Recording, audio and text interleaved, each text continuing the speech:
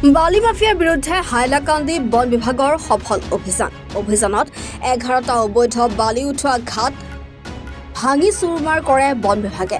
হাইলাকান্দি জিলাৰ কাটাখাল নৈ 3টা স্থানত বালি উঠোৱাৰ ইউনিট A, B, C আছে।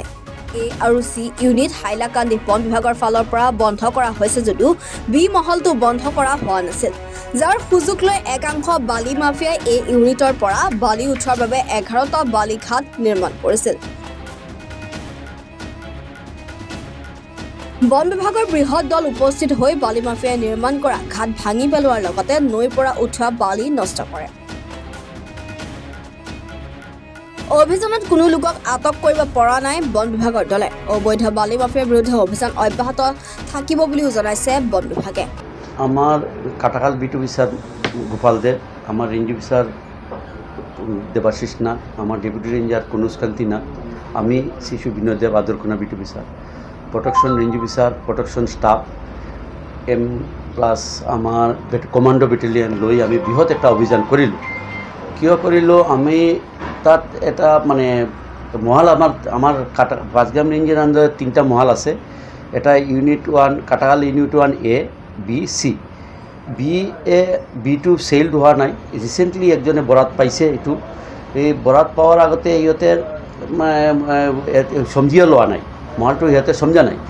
আমিও খবৰটো পালোঁ যে কিবা কিবি মানুহে এই চান্সত কিবা এইটো চান্স লৈছে চুৰি কৰিবলৈ, তো আমি এইটো চুৰি কৰিব দিয়া নাই। কালি আমি গৈ গাঁত পাত যিটো ৰাস্তাটো বনাইছিলে সেইটো আমি খান্দি দিলোঁ, কিন্তু এক্সকেভেটৰ ডজাৰ লৈ। করিবন আমার মানুষ আসলে 15 নাম্বারস অফ স্টাফ বেটেলিয়ানখনে লৈ আমি গাছটো খান্দি দিলোঁ। কোনো মানুষ পোৱা নাই। এই টাইমত ইমান মানুহ দেখিলে কোনে থাকিব, এটাও থকা নাই। আর মানুহবিলাক পলা এনেই গাতে আমি যথেষ্ট খবরটো ল'লোঁ, কিন্তু খবরটো পোৱা নাই, মানুষের লোকেলিটিত খবরটো দিয়া নাই। তবে আমি ওয়ার্নিংটো দুই থৈ আহিছোঁ যাতে আর নেক্সট টাইম নাখাটে। মহালদার আহিলে মহালদারের ইণ্টাৰেষ্টেড কাম কৰিব, সিহঁতে কি কৰিব, কি এনেকৈ কৰিব সিহঁতে জানে। আমি আমাৰ যিমানখিনি পাৰিছোঁ আমি কণ্ট্ৰল কৰি আহিছোঁ। বাধা দিছোঁ পুৰা বন্ধ কৰি দিছোঁ, আৰু ইনলিগেল কৰিব নোৱাৰে। চলিব, যদি ইনলিগেল হৈ থাকে আমি কমপ্লেইন পাই কৰি দিম, কি আছে, এইটো আমাৰ ডিউটি, এইটো আমি ফাৰ্ষ্ট প্ৰেফাৰেঞ্চ আমাৰ। এইটো ইনলিগেলটো বন্ধ কৰিবই লাগিব। আৰু এইটো আগৰ নিচিনা ইনলিগেল নাই, যথেষ্ট বন্ধ হৈ আছে। সংগতৰ লগতে মোহনপুৰ পুলিচো আছে। হাইলাকান্দিৰ পৰা সুজিত দেৰ ৰিপৰ্ট, এনি ভাৰত 24।